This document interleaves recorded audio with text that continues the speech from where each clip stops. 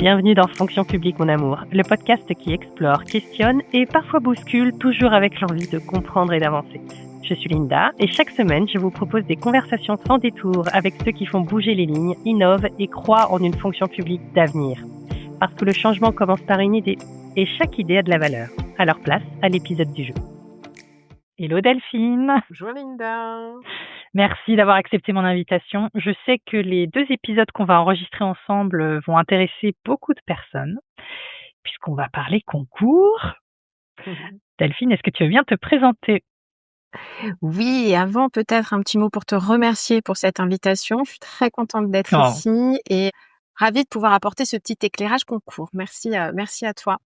Alors pour me présenter, je dirais d'abord que sûrement comme la plupart des auditeurs, je suis agent public, c'est-à-dire que j'ai commencé en tant qu'agent contractuel, j'ai ensuite passé des concours en interne et puis la vie a fait que j'ai dû prendre une pause dans cette carrière de fonctionnaire et je suis maintenant en disponibilité depuis un peu plus de 6 ans où j'accompagne en tant qu'auto-entrepreneur les agents publics dans ce que j'appelle les transitions professionnelles et leur préparation de concours ou d'examens professionnels dans la fonction publique. Ouais, et des concours, il y en a plein. À un moment, j'essayais de repérer Oui. le calendrier. Et du coup, alors, on a convenu ensemble d'un premier angle d'attaque, parce qu'en fait, quand on parle de concours, ça veut tout et rien dire. Et donc, on s'était dit, on va d'abord parler préparation. Et la question que je voulais te poser, c'était comment organiser sa préparation pour réussir son concours. Parce que je suis sûre qu'il y en a qui arrivent à s'organiser pour rater leur concours. Mais toi, tu as les clés pour nous aider à réussir les concours. Ouais. Tout est possible. Hein. C'est ce qu'on a dit. C'est vrai. Et surtout, tu vois, moi, la première erreur que j'observe, et ça peut sembler évident pourtant, c'est de se tromper de cible. C'est-à-dire, comme tu dis, il y a beaucoup de concours, et derrière le concours, il y a aussi beaucoup de métiers, beaucoup de fonctions, beaucoup d'employeurs parfois. Et résultat, on voit certaines personnes, certains candidats qui s'engagent dans une démarche concours, mais qui passent un peu à côté de la finalité de ce concours. Donc, ils n'ont pas très clairement en tête, dit autrement, ce qui les attend demain en tant qu'employeur, ce qui les attend demain en tant que mission, que métier, que fonction. Et donc, résultat, leur positionnement, leur approche de ce concours est légèrement erronée. Il va de soi que ce que je viens de te dire sur métier-fonction, ça s'applique aux épreuves. C'est-à-dire tous ceux, tu vois, qui ont des cas pratiques à faire ou des notes sur dossier avec proposition. Si t'as pas clairement en tête pour quel concours, pour quel cadre d'emploi, donc sous-entendu pour quelle application, quel métier demain, eh bien, même la copie aux écrits va être légèrement décalée de la cible à atteindre et donc aura du mal à aller chercher la très bonne note si c'est ça qu'on vise. Ah, et ça, les jurys, ils vont le voir, ça, ils vont le sentir. C'est très perceptible. C'est très perceptible aux oraux, mais en réalité, c'est très perceptible dès les écrits. Encore une fois, faut penser à ça. Toutes les épreuves aujourd'hui qui ont vocation à être professionnelles, les cas pratiques, les notes sur dossier, notes avec observation, etc., on veut déjà voir quelque part un futur professionnel en action. Donc, il y a aussi une manière d'organiser, structurer, d'amener des éléments de proposition qui doivent correspondre au futur métier auquel on postule finalement. C'est comme disent les Américains, je crois, c'est fake it until you make it. Je crois que c'est comme ça qu'ils le disent. Exactement. Alors, du coup, ça m'intéresse. Il y a comment on fait pour comprendre cette cible, pour se mettre dans ce rôle? Tu vois, c'est pas évident quand même. Il y a des trucs et des astuces ou Alors moi, j'ai un petit truc qui est un peu bizarre au début, mais je parle de portrait robot. Portrait robot du candidat idéal. Alors, c'est quoi ce truc? C'est finalement venir inverser les rôles et de se dire, quand tu es candidat à un concours ou à un examen professionnel, in fine, les jurys, qui veulent-ils recruter? C'est-à-dire qu'il s'agit pas, c'est pas le côté qui est le meilleur, c'est qui correspond à leurs attentes en termes de besoin de recrutement. Je redonne mon exemple tout à l'heure. Si on présente par exemple un concours de catégorie A, on sait qu'on va être cadre dans la fonction publique, que potentiellement, même si on a une zone d'expertise voilà, une zone d'expertise, on aura aussi vocation à encadrer, à manager. Donc ça veut dire que le jury, lorsqu'il va sélectionner et observer son candidat, il a en tête la finalité où il veut arriver. Je veux recruter un cadre de catégorie A dans la fonction publique. Donc, je veux aussi une posture, une représentation de son service, une capacité à animer une discussion, une capacité, une aptitude demain à encadrer. Donc, tu vois, c'est ça pour moi le portrait robot du candidat idéal. C'est d'arriver à se demander finalement, au-delà du concours, à quoi je vais servir? Quel est le besoin de recrutement? En fonction de Intéressant. ce OK. besoin de recrutement-là, je vais voir comment je peux l'atteindre. OK. OK. Moi, j'ai bien compris. Donc ça, c'était se tromper de cible, ton truc Ouais. pour se tromper de cible. Il y a d'autres erreurs, forcément. Il y en a Ah plus bah oui. qu'une. Alors la première erreur, c'est tu te trompes de cible. La deuxième erreur, c'est un peu, je pars tout feu tout flamme, je suis à fond, je rêve de ma réussite, je sais pas, j'ai toujours rêvé, inspectrice des finances publiques, de bosser dans la Oh, je me reconnais culture. tellement là-dedans. Alors là, c'est le candidat, il est super motivé celui-là au début. Il est super, super motivé, mais il va garder le truc un peu idéalisé là comme ça dans son coin. Il s'y met pas vraiment. Ou alors, il est super motivé et alors il se fait un programme de travail, en veux-tu, en voilà. Genre 5 heures de révision tous les jours, tous les week-ends dessus, et cetera. Et alors bien entendu, notre candidat, il va pas aller jusqu'au bout. Alors soit il va pas y aller du tout, c'est-à-dire qu'à un moment, c'est tellement idéalisé qu'il s'y met pas, soit il s'épuise très rapidement. Donc la deuxième erreur, si tu veux, c'est de ne pas mettre sa démarche de travail dans une préparation réelle, dans sa vie réelle. Parce qu'on n'est pas toujours Ah oui. disponible, 10 heures par jour pour travailler son concours. Ah, mais tu fais bien de le préciser parce qu'effectivement, on préparer un concours quand on est étudiant, en charge, de famille, c'est pas du tout la même chose que quand tu as 2 enfants à aller chercher à l'école ou effectivement, ou tu es claqué le soir en rentrant du boulot. Exactement, exactement. Et pour ça, OK, il y a pas de secret, c'est l'organisation. OK.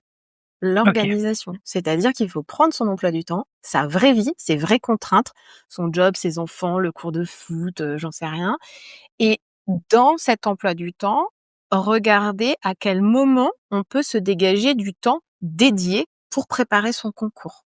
Mmh. C'est pas forcément 3 heures tous les jours, c'est pas forcément tous ces week-ends. Ça dépend du niveau du concours qu'on souhaite atteindre, du niveau du concours qu'on prépare et de son niveau réel. Donc d'abord, on estime sa charge de travail et ensuite, cette charge de travail, on la fait rentrer dans sa vraie vie. Et Mmh. une fois que ça, c'est fait, on s'y tient. Je dis souvent, c'est comme les Mmh. rendez-vous chez le dentiste. C'est pas: «Ah, je me dis que je vais bosser mon concours, puis finalement, j'ai fait ci, j'ai fait ça, Il j'ai fait entendu la beau, belle c'est un coup de fil, c'est beau, exactement et je m'y mets pas». Donc il je vaut vais mieux regarder Roland-Garros. exactement. Ah non, mais il y a des périodes, hein. Roland Garros, Ah ouais. Ah non, ça mais moi, plombe faut un pas pour peu rien. les révisions, hein. Au mois de mai, moi, le baccalauréat, je m'en souviendrai toute ma vie. Quelle C'est horreur! c'est ça. Ah non, non, non. Bref, petit aparté. OK. Donc la première, se tromper de cible. La deuxième, j'ai écrit en faire trop, Ouais. soit, trop vite, trop fort, pas adapté. Moi, je me reconnais beaucoup là-dedans et avec aussi cette motivation, tout feu tout flamme qui fait que, en fait, je vois pas tout le périmètre. J'ai non mais Linda, c'est bien effectivement, tu es à fond sur ça, mais tu oublies la partie B, en fait et du coup, tu mets complètement de côté, une grosse partie de l'épreuve aussi. Ah oui, oups. Exactement. D'où la cible, d'où le portrait robot. Mmh. Tu vois? Ça se reboucle. C'est vraiment hyper important. C'est très négligé, hein, par les candidats, Ouais. alors que c'est le nerf de la guerre, hein. Où est-ce que Mmh. je dois arriver sur toutes ces facettes? Tu as raison, on a tous des champs qu'on préfère, donc on a Mmh. tendance à y aller, mais c'est pas forcément suffisant. Ouais, ouais, ouais, tout à fait. Est-ce qu'il y en a une autre d'erreur? Alors, je crois Enfin, il y en a après, c'est forcément peut-être plein un peu d'autres, mais plus oui, il y en a plein d'autres, mais il y en a une autre qui est importante selon moi, parce que je la trouve un peu triste honnêtement celle-ci, c'est qu'à un moment, le candidat, il n'y croit plus. C'est-à-dire que, ah, tu vois, celui qui avait bien commencé, il s'est bien organisé, c'est réel, il travaille et puis peut-être il fait des galops d'essai ou peut-être, il a des oraux blancs ou je sais pas. Enfin, à un moment mmh, donné, en gros, il se trouve nul, quoi.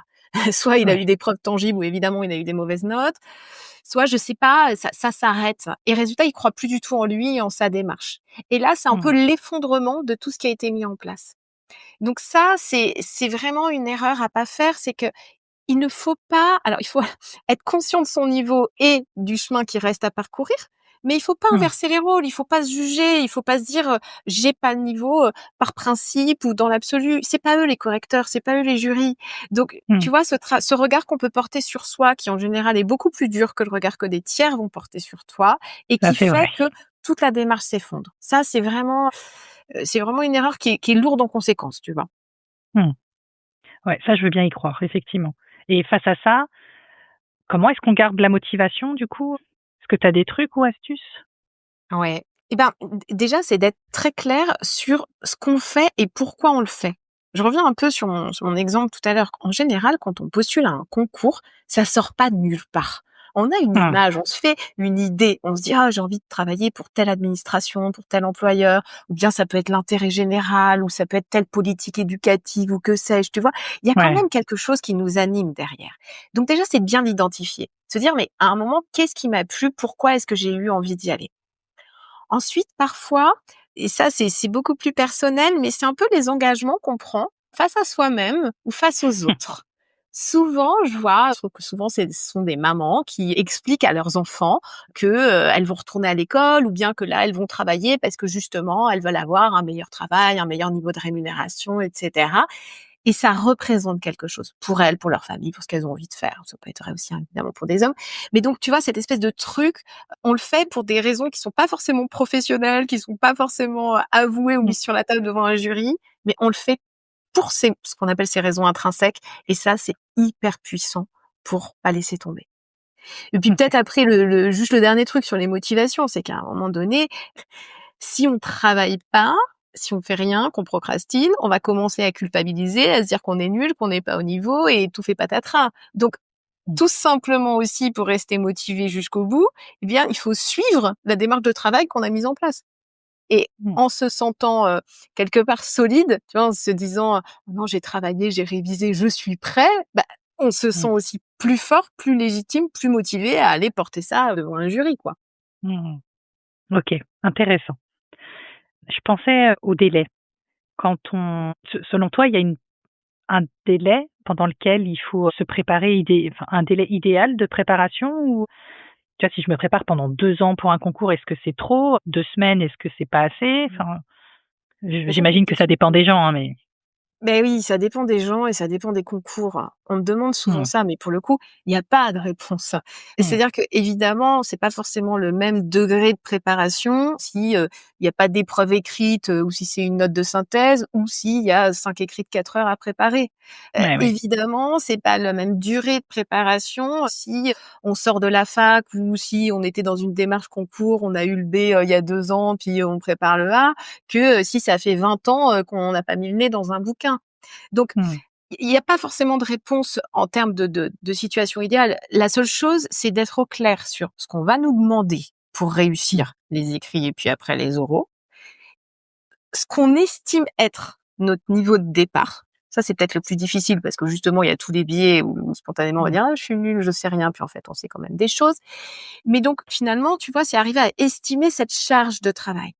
Et encore une ouais. fois, pas une charge de travail pour être, le meilleur ou je dis souvent le nouveau prof de droit public, ou le porte-parole de tel ministère, mais juste la charge de travail qui permet d'atteindre le seuil qui va bien pour être admissible ou le seuil qui va bien pour être reçu. Et Ouais, c'est OK. seulement là-dessus qu'on va travailler en réalité. Mmh. Intéressant ça. Mmh. OK. Si tu avais un conseil ou un truc, une astuce, un message à faire passer aux personnes qui sont en train de s'organiser, qui sont en train de préparer un concours, qu'est-ce que tu leur dirais? Alors je repasse rapidement sur le premier, mais c'est essentiel. Soyez très au clair sur ce que vous attendez de la réussite à ce concours et là où ça va Mmh, vous amener. Là, je suis en train de parler d'environnement professionnel, de métier, de fonction, de mission. Tu vois, cette acculturation mmh, aux concours et aux professionnels qui ont réussi ce concours. Mais ensuite, vraiment, la deuxième chose que je dirais, c'est enfin, croyez-y, en fait. Croyez-y mmh, vraiment, même si la marche peut sembler un peu haute, même si à vous, ça prendra 2 ans, alors qu'à d'autres personnes, ça prend 6 mois, avec une bonne organisation, une bonne méthode de travail, on peut y arriver. Je veux dire, mmh, l'acquisition de connaissances en tant que telle, c'est pas ce qu'il y a de plus difficile. Ce qu'il y a de plus difficile, c'est d'arriver à utiliser ces connaissances et à les mobiliser pour montrer à ces jurys, à l'écrit ou encore une fois à l'oral, que demain, on peut être le professionnel qui cherche à recruter aujourd'hui. Et donc ça, c'est vraiment un état d'esprit, une une conviction qu'on a en sa propre capacité à réussir. Ça, c'est vraiment, mais franchement, un levier majeur et un vrai élément différenciant entre les candidats. Moi, je le vois très bien, hein. Il y a ceux qui arrivent, qui travaillent bien, mais qui y croient pas trop en leur réussite ou en leur mmh, légitimité, et cetera. Et puis, il y a ceux qui peuvent être par ailleurs un peu moins bons en termes de connaissances académiques pures.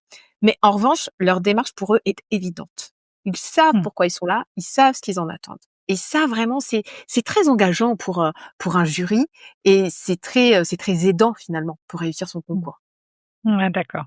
Sans pour autant aller dans comment on appelle ça? J'ai le mot hautain qui revient, mais c'est pas du tout ça, Non, c'est pas croire qu'on y est arrivé, c'est pas être suffisant. Encore une fois, c'est pas dire: Oui, «Je voilà, suis c'est le il meilleur». y en a qui ont un peu trop confiance, tu sais? Ah bah oui, oui, oui, oui, Ça oui. aussi, Non, les non, jurys c'est n'aiment là, pas. c'est non, non, oui, ça c'est une très mauvaise idée, hein. Aussi tous Mmh. ceux qui arrivent en disant: «J'occupe déjà les fonctions, donc là j'ai besoin du titre». Mmh. C'est OK, assez indélicat, tu vois? ouais. Mais en tout cas, y croire, c'est la première brique. Ouais, complètement. Comment est-ce qu'on peut te contacter, Alors pour Delphine? me contacter, il y a un site web www.valleycoaching.com. Sinon, le mail qui va VA2LET. bien. Oui, merci, VA2LET ou le mail direct contact@valleycoaching, VA2LET, coaching tout en un mot, .com. Parfait. Merci beaucoup, Delphine. Merci à toi. Voilà, un regard de plus sur la fonction publique d'aujourd'hui. Si cet épisode vous inspirait, alors il a rempli son rôle. Parce que ce que l'on retient et ce que l'on transmet, ça a du sens. Et ce qui a du sens a de la valeur. Partagez, abonnez-vous. Merci d'être là et on se retrouve bientôt.